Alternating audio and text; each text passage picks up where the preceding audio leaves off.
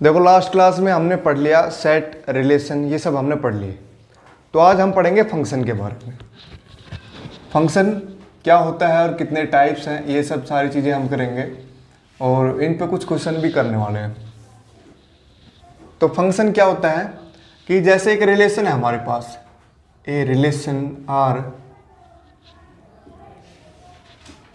Defined from A to B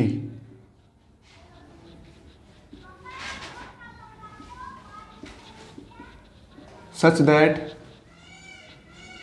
every element of A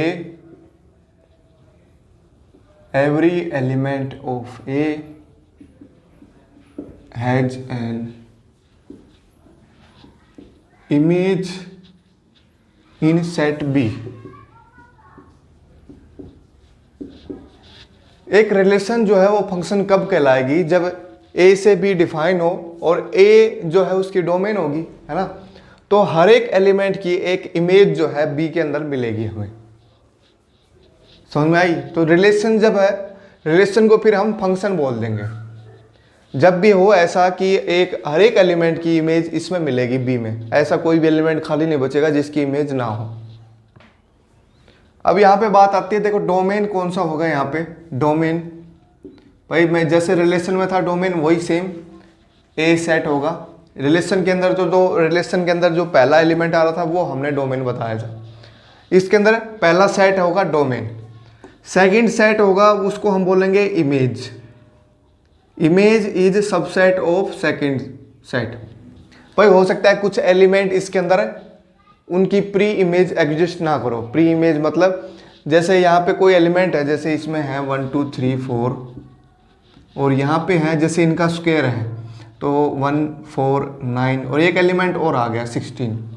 तो इनकी तो वो इमेज एग्जिस्ट कर रही है ना, लेकिन ये जो है किसी की इमेज नहीं है। तो इसका मतलब जो है ये है इमेज ओनली। 1 4 9 जो है इमेज है वो क्या है, सबसेट होगा इस सेट का। Image is subset of set B. समझ में आया? अब प्री इमेज तुम्हें पता लग गया भाई प्री इमेज कौन सी है। इसकी कोई प्री इमेज एग्जिस्ट नहीं करेगी। प्री इमेज मतलब ये किसी की इमेज नहीं है, मतलब यहाँ पे कोई एलिमेंट नहीं है इसके साथ लिंक हो वो, तो इसकी प्री इमेज नहीं है यहाँ पे। ठीक है, कोडोमेन और लिख लो यहाँ पे। कोडोमेन कौन सा होगा? कोडोमेन होगा सेट बी। सेट बी होगा कोडोमेन हमारे पास। सेट ए होगा डोमेन, सेट बी होगा कोडोमेन। और रेंज जो है इमेज बोल दो या फिर यहां पे लिख लो रेंज। रेंज जो आएगी ना वो इसी के अंदर आएगी सेट बी के अंदर, लेकिन सारे के सारे एलिमेंट ना हो सकता है कुछ एक एलिमेंट बच जाते हैं, वो अभी बताएंगे। बचेंगे तो उसको क्या बोलेंगे या नहीं बचेंगे तो क्या बोलेंगे। तो कुछ एक बच जाते हैं, तो ये रेंज जो होगी या फिर इमेज जो होगी इन एलिमेंट्स की वो इसके अंदर लाई करेगी सेट बी के अंदर। अब कुछ टाइप्स हम पढ़ते हैं फंक्शन के। कौन कौन से टाइप हैं देखो, पहले हम पढ़ते हैं कुछ एक जो फंक्शन तुमने पहले भी पढ़ रखे हैं 10th लेवल तक। Types of function. फर्स्ट हम पढ़ते हैं, चलो identity function. Identity function, identity नाम तो सुना होगा। आइडेंटिटी का मतलब वही फंक्शन उसी के डोमेन के बराबर ही हो। जैसे फंक्शन जो डोमेन, ये होती है डोमेन यहाँ पे, मतलब x की वैल्यू क्या क्या ली जाएंगी। देखो फंक्शन हमारे पास डिफाइन है यहाँ से a से b तक, तो ये a के अंदर लाई करेगा यहाँ पे x जो है। ठीक है, ये डोमेन है, तो डोमेन की वैल्यू यहाँ पे ली जाएगी और हर एक डोमेन के लिए, हर एक एलिमेंट के लिए उसकी एक इमेज एग्जिस्ट करेगी और ये किस में होगी, इस सेट के अंदर। ठीक है, आइडेंटिटी फंक्शन हो गया। फिर हम पढ़ते हैं नेक्स्ट कांस्टेंट फंक्शन। इसको अगर प्लॉट करना हो तो कर सकते हो आइडेंटिटी फंक्शन को। यहाँ पे x ले लो, यहाँ पे fx ले लो, प्लॉट करो जरा भाई। एक स्ट्रेट लाइन इक्वेशन बनेगी y इक्वल टू एक्स, तो y इक्वल टू एक्स मतलब कितना स्लोप बनाएगा 45 डिग्री एंगल पे, तो बीचों बीच जाएगी लाइन ऐसे। ये होगा इसका कर्व आइडेंटिटी फंक्शन का। कांस्टेंट फंक्शन मतलब वो हर एक डोमेन के हर एक एलिमेंट के लिए उसकी वैल्यू कांस्टेंट आए। यहाँ पे c क्या है, कांस्टेंट है। जैसे इसको मेरे को प्लॉट करना है,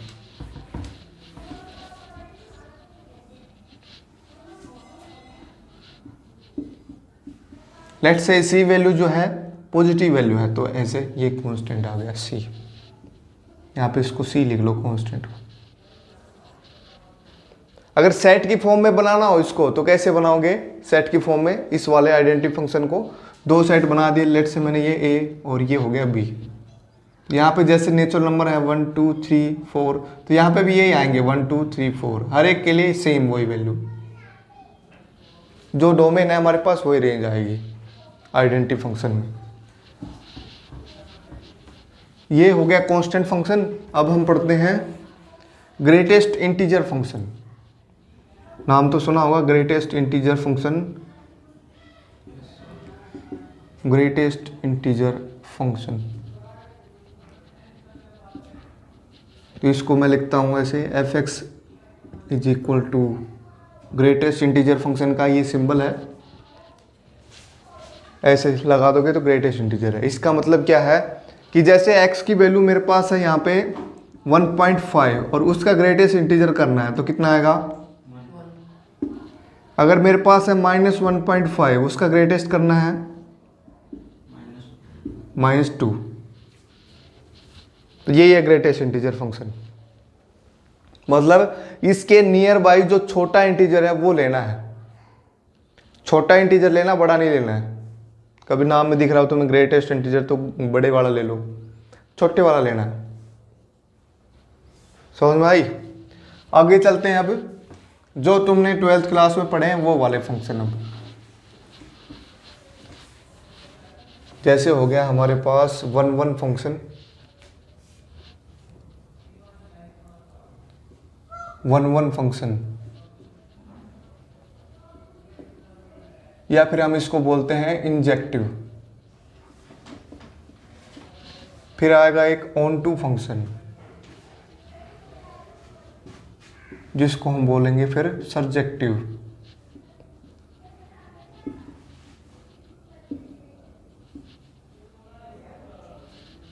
तो 1 फंक्शन का मतलब क्या है, देखो नाम में दिख रहा है 1 मीन्स हर एक एलिमेंट जो डोमेन के अंदर है उसकी एक ही इमेज मिलेगी आपको।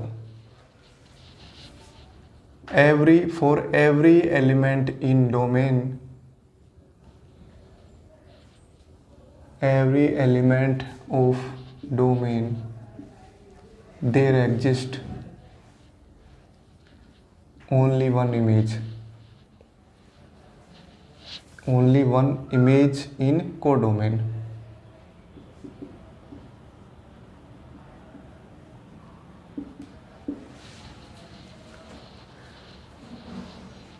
एक एलिमेंट की सिर्फ एक ही इमेज मिलेगी तो वो होगा 1 फंक्शन। जैसे मेरे पास एग्जांपल, मैं सेट फॉर्म में एग्जांपल दूं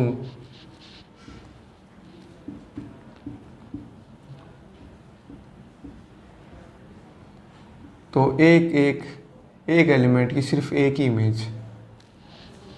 अगर यहाँ पे कोई और बच रहा हो एलिमेंट तो वो रहने दो, कोई दिक्कत नहीं है उसका, लेकिन यहाँ पे कोई एलिमेंट बचना नहीं चाहिए। वो एलिमेंट इसी के साथ कोई कनेक्शन होना जरूरी है। अगर दो एलिमेंट एक से टच हों तो वो 1 नहीं रहेगा, फिर वो कैसा बन जाएगा, if it is not 1 it is not 1 नहीं है। इसका मतलब क्या है कि दो एलिमेंट की इमेज सेम एक ही है, then it is called many one function.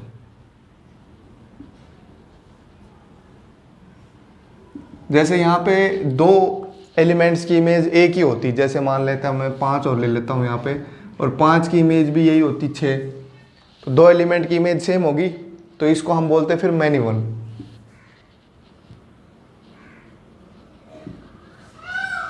समझ में आया। ये तो पढ़ रखे हैं 12th क्लास में। अब है onto function. Onto function क्या है कि for every element of set B, या फिर मैं कहूँ codomain, there exist a pre image in domain. If there exists a pre-image in domain, then it is called onto function.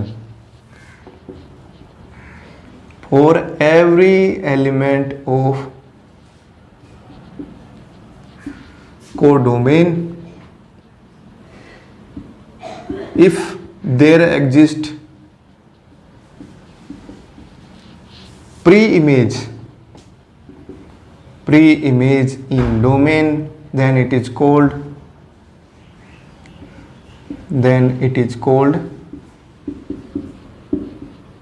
onto function. मतलब यहाँ पे जो कोडोमेन में है कोई भी एलिमेंट बचना नहीं चाहिए, उसकी प्री इमेज जरूर आनी चाहिए. चाहे वो दो एलिमेंट की एक ही प्री इमेज हो सकती है, कुछ भी हो सकता है, लेकिन यहाँ पे कोई भी बचना नहीं चाहिए. अगर बच गया तो वो ऑन टू फंक्शन नहीं है. If it is not onto, if it is not onto, then it is called into function.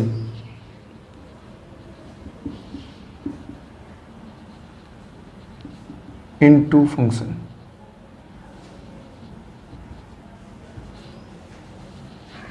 अगर वो onto नहीं है तो वो into कहलाएगा. मतलब यहाँ पे कोई बच गया तो उसको हम बोलेंगे into. जैसे ये फंक्शन था, एक तो many one भी है और कैसा है, into फंक्शन है. यहाँ पे many one and into function defined from set A to B is many one and into.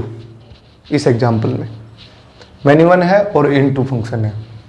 अगर दोनों ही हो, if function is one one and onto, it is called bijective function.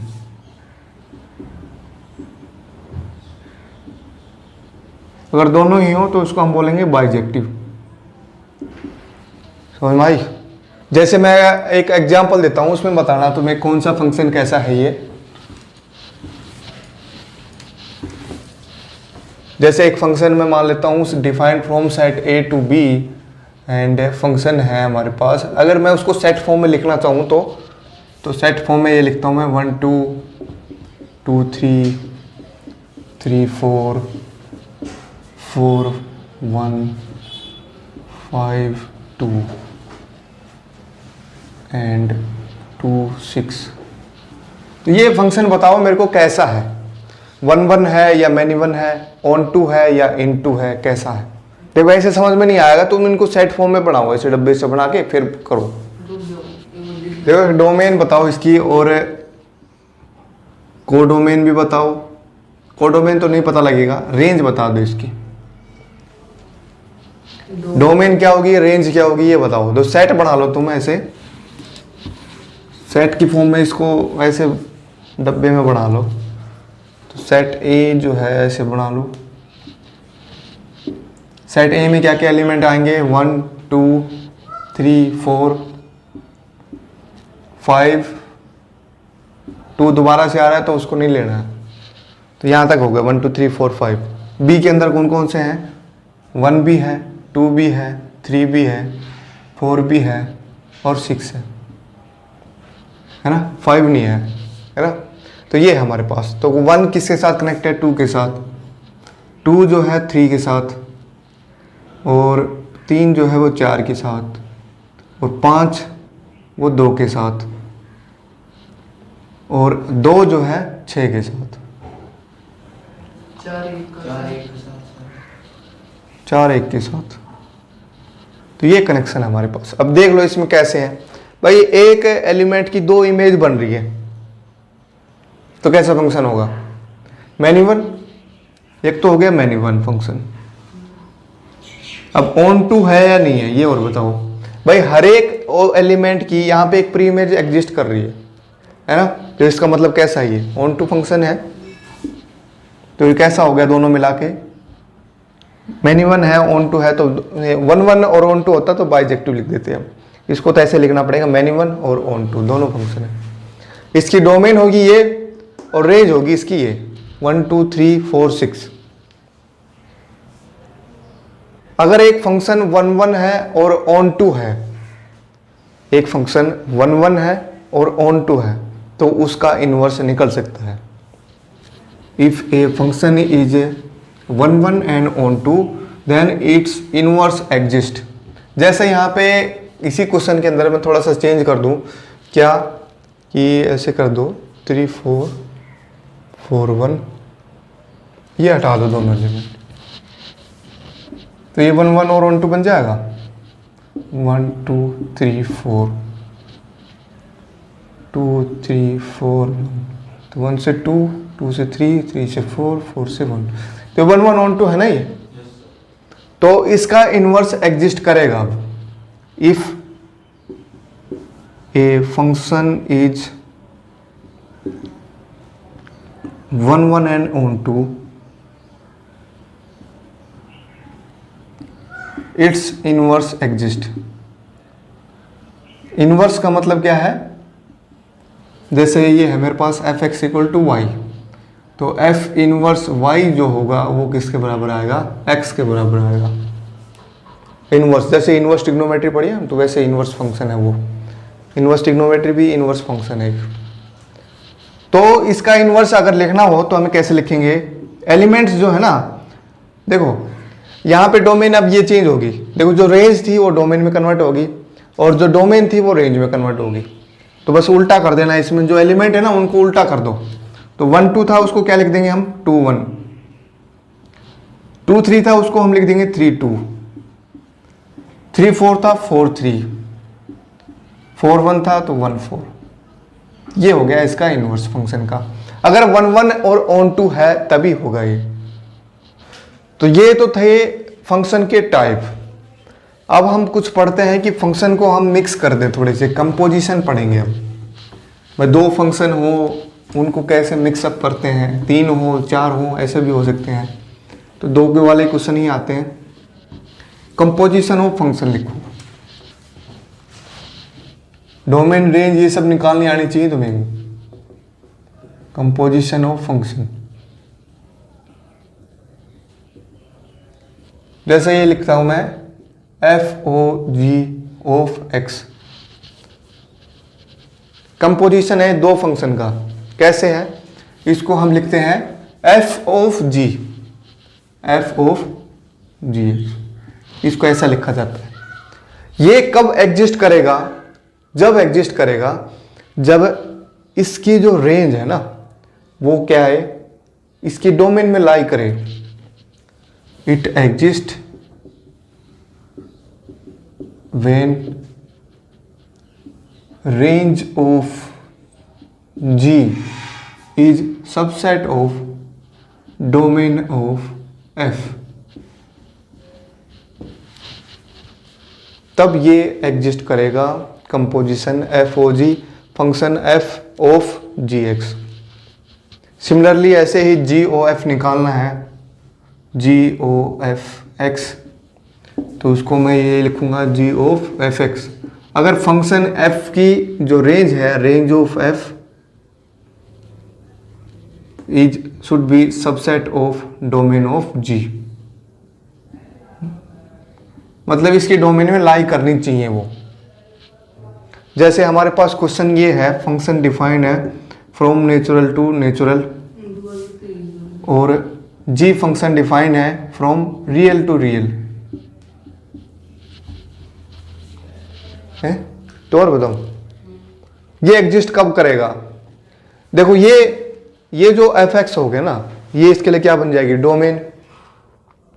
अगर इसकी वैल्यू जो है इसकी डोमेन में लाई करेगी ही नहीं तो इसकी वैल्यू कैसे निकलेगी फिर। तो इसकी वैल्यू मतलब इसकी रेंज, इस फंक्शन की रेंज है ना, वो रेंज जो है इसकी डोमेन में आनी चाहिए, तभी इसकी वैल्यू निकल पाएगी। नहीं पल्ले पड़ी। अरे जैसे ये फंक्शन होता है एफ ऑफ एक्स, जैसे ये होता है फंक्शन एक्स, अगर ये फंक्शन हमारे पास ऐसे हो रूट एक्स है ना, अगर एक्स की वैल्यू यहां पे लिखा हो कुछ भी रियल नंबर तो उसमें नेगेटिव नंबर भी आएंगे, तो ये फंक्शन डिफाइन है ये फंक्शन डिफाइन है रियल नंबर के लिए? नहीं है, तो वो यही चेक करनी है इसमें भी। इसकी रेंज जो है, इसकी रेंज मतलब इसकी वैल्यू, इस चीज की वैल्यू, इस चीज की वैल्यू इसकी डोमेन में आनी चाहिए। और इसकी डोमेन क्या होगी यहाँ पे? X is a positive real number होना चाहिए यहाँ पे, तभी तो डिफाइन होगा ये फंक्शन। तो पॉजिटिव रियल नंबर में एक्स की वैल्यू होनी चाहिए। तो यहाँ पे भी ऐसा एक फंक्शन होगा, तो उसकी वैल्यू जो है डोमेन के अंदर आनी चाहिए हमारे पास, तभी ये एग्जिस्ट कर पाएगा फंक्शन। जैसे कुछ इस पे ज्यादा ध्यान नहीं देना, जैसे क्वेश्चन आते हैं ना उसके अकॉर्डिंग करना है बस तुम्हें। जैसे फंक्शन है नेचुरल टू नेचुरल और ये है रियल टू रियल है, और हमारे पास जैसे फंक्शन है ये एक्स स्क्वायर, और ये है जैसे मान लिया मैंने रूट एक्स, ठीक है। तो हमें निकालना है, अब ये निकाल लो तुम, एफ ओ जी।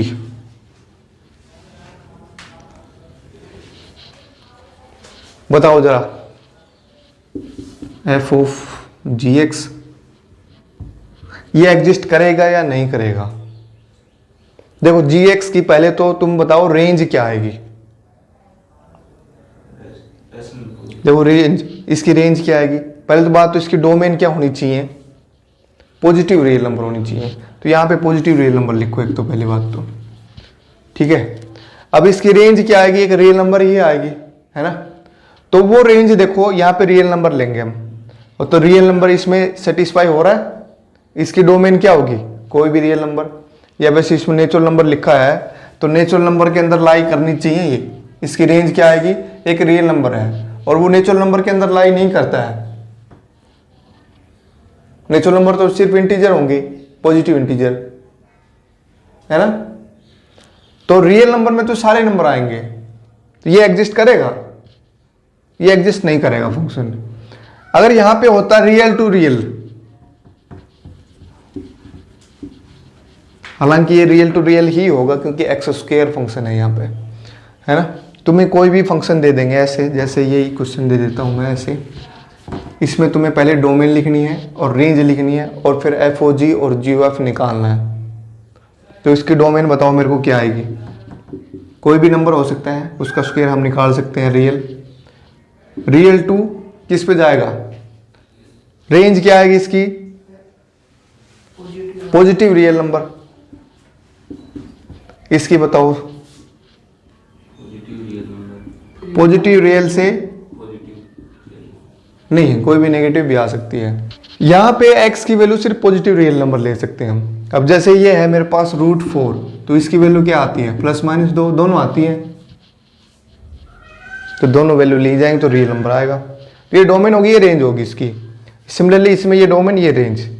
अब हमें देखना है एफ ओ जी। तो जी की जो रेंज है, जी की रेंज क्या है? Real number. इसकी डोमेन में लाई करनी चाहिए, डोमेन में लाई कर रही है भाई, यही रियल नंबर ही है, ये भी रियल नंबर है, तो एफ ओ जी एग्जिस्ट करेगा। अगर जी ओ एफ निकालना हो हमें, तो देखो एफ की रेंज वो उसकी डोमेन में आनी चाहिए, आ रही है, तो ये जी ओ भी एग्जिस्ट करेगा यहाँ पे। और कैसे निकालेंगे फिर इसको? जैसे एफ ओ जी निकालना है तो कैसे निकालेंगे?